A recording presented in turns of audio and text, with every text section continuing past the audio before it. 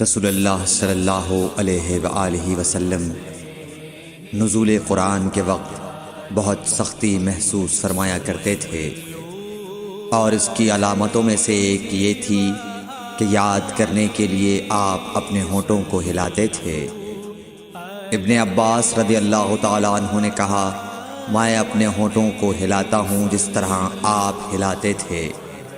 سعید کہتے ہیں، میں بھی اپنے ہونٹ ہلاتا ہوں جس طرح ابن عباس رضی اللہ تعالیٰ عنہ کو میں نے ہلاتے دیکھا۔ پھر انہوں نے اپنے ہونٹ ہلائے۔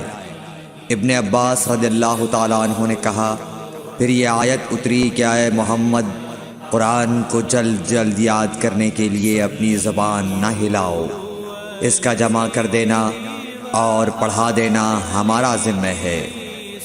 حضرت ابن عباس رضی اللہ تعالیٰ عنہ کہتے ہیں، یعنی قرآن آپ صلی اللہ علیہ وآلہ وسلم کے دل میں جمع دینا اور پڑھا دینا ہمارے ذمہ ہے۔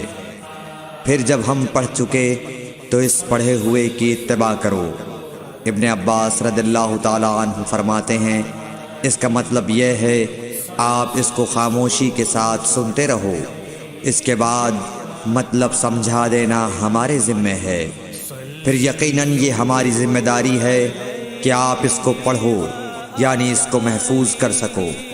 چنانچہ اس کے بعد جب آپ کے پاس حضرت جبرائیل علیہ السلام وحی لے کر آتے تو آپ توجہ سے سنتے، جب وہ چلے جاتے تو رسول اللہ صلی اللہ علیہ وسلم اس وحی کو اس طرح پڑھتے جس طرح حضرت جبرائیل علیہ السلام نے اسے پڑھا تھا۔